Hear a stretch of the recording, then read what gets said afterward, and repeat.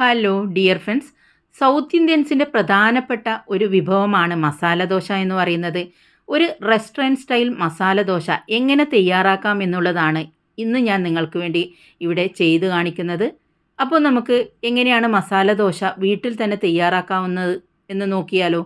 ഇതിന് വേണ്ടിയിട്ട് ഒരു ചീനച്ചട്ടി അടുപ്പത്ത് വെച്ചിട്ടുണ്ട്. അതിലേക്ക് 2 ടേബിൾ സ്പൂൺ വെളിച്ചെണ്ണ ഒഴിച്ചു കൊടുക്കാം. കുറച്ച് കടുക് ഇട്ട് കൊടുക്കാം. അതുപോലെ തന്നെ കുറച്ച് ഉഴുന്ന് പരിപ്പ് കൂടി ചേർത്ത് കൊടുക്കാം. ഇതിലേക്ക് 2 പച്ചമുളക് കീറിയത് ഇട്ട് കൊടുക്കാം. അതൊക്കെ ഒന്ന് പൊട്ടി വരുമ്പോൾ ഒരു കഷ്ണം ഇഞ്ചി ചെറുതായി അരിഞ്ഞെടുത്ത് ചേർത്ത് കൊടുക്കാം. എല്ലാം ഒന്ന് ഇളക്കി കൊടുത്തതിന് ശേഷം ഒരു വലിയ ഉള്ളി നേരിയതായിട്ട് കട്ട് ചെയ്തെടുത്തതാണ് അതും കൂടി ചേർത്ത് കൊടുത്തൊന്ന് നമുക്ക് ഇതൊന്ന് സോഫ്റ്റ് ആകുന്നത് വരെ ഇളക്കി കൊടുക്കാം. അധികം നിറം മാറേണ്ട ആവശ്യമൊന്നുമില്ല. ഒന്ന് സോഫ്റ്റായി വന്നാൽ മാത്രം മതി. പലരും ഹോട്ടലിലൊക്കെ പോയി മസാല ദോശ കഴിക്കുന്നത് കാണാം. നമുക്ക് വീട്ടിൽ തന്നെ ഈസിയായി ഉണ്ടാക്കാൻ പറ്റിയതാണ് മസാല ദോശ. ഇതിലേക്ക് ഒരു കഷ്ണം ക്യാരറ്റ് കട്ട് ചെയ്തത്, അതുപോലെ തന്നെ കുറച്ച് കറിവേപ്പിലയും ഇട്ട് കൊടുത്ത് വീണ്ടും ഒന്ന് നമുക്കിതൊന്ന് ഇളക്കി കൊടുക്കാം. കുറച്ചുകൂടി വെളിച്ചെണ്ണ വേണമെങ്കിൽ ചേർത്ത് കൊടുക്കാം. ഇതിലേക്ക് 1 ടീസ്പൂൺ മഞ്ഞൾപ്പൊടി, നല്ല കളറ് കിട്ടാൻ മഞ്ഞൾപ്പൊടി ചേർത്ത് കൊടുക്കാം. ആവശ്യത്തിന് ഉപ്പ് ചേർത്ത് കൊടുക്കാം. ഇതിലേക്കൊരു 1/4 കപ്പ് വെള്ളം ഒഴിച്ചു കൊടുക്കാം. അല്ലെങ്കിൽ നമ്മൾ മസാല ഉണ്ടാക്കി വരുമ്പോൾ അത് ഭയങ്കര ഡ്രൈ ആയ പോലെ ഉണ്ടാവും. ഇതിന് വേണ്ടിയിട്ടൊരു 3 വലിയ ഉരുളക്കിഴങ്ങ് ഞാൻ ഓൾറെഡി പുഴുങ്ങി പൊടിച്ചെടുത്തതാണ്. അതുകൂടി ഈ സമയത്ത് ഇതിലേക്ക് ചേർത്ത് കൊടുക്കാം. ഇനി എല്ലാം കൂടി ഒന്ന് നന്നായിട്ട് മിക്സ് ചെയ്ത് കൊടുക്കാം.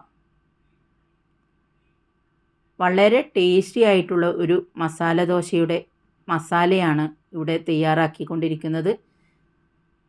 1 ടീസ്പൂൺ ബട്ടർ കൂടി ഈ സമയത്ത് ഇതിലേക്ക് ചേർത്ത് കൊടുക്കാം. ബട്ടർ ചേർത്ത് കൊടുത്താൽ നല്ലൊരു ടേസ്റ്റാണ് ഈ മസാലക്ക്. അതുപോലെ തന്നെ കുറച്ച് മല്ലി കട്ട് ചെയ്തത് കൂടി, മല്ലിയില കട്ട് ചെയ്തത് കൂടി ചേർത്ത് കൊടുക്കാം. ഇപ്പോൾ നമ്മുടെ മസാല ഇവിടെ റെഡി ആയിട്ടുണ്ട്. അതുപോലെ തന്നെ ദോശമാവ് ഞാൻ ഓൾറെഡി തയ്യാറാക്കി വെച്ചിരുന്നു.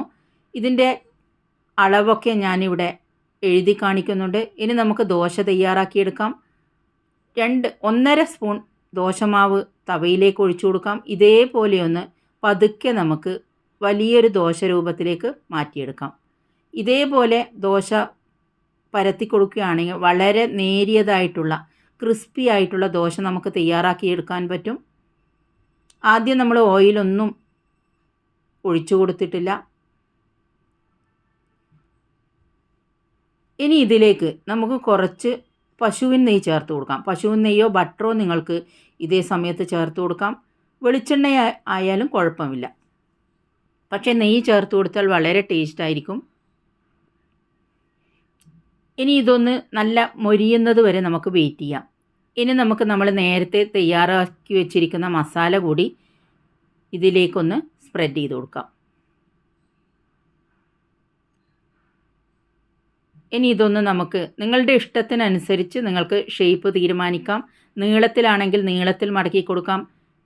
ഞാനിവിടെ ഒരു ട്രയാങ്കിൾ ഷേപ്പിലാണ് മടക്കി കൊടുക്കുന്നത്. ഇപ്പോൾ നമ്മുടെ വളരെ ടേസ്റ്റിയും ക്രിസ്പിയുമായിട്ടുള്ള മസാല ദോശ ഇവിടെ തയ്യാറായിട്ടുണ്ട്. നിങ്ങൾക്ക് വേണമെങ്കിൽ ഇത് സാമ്പാറിൻ്റെ കൂടെയോ ചട്നിയുടെ കൂടെയോ സെർവ് ചെയ്യാം. എല്ലാവരും ഇതേപോലെ ഒന്ന് ട്രൈ ചെയ്ത് നോക്കണം. അഭിപ്രായങ്ങൾ അറിയിക്കാൻ മറക്കരുത്. Thank you for watching.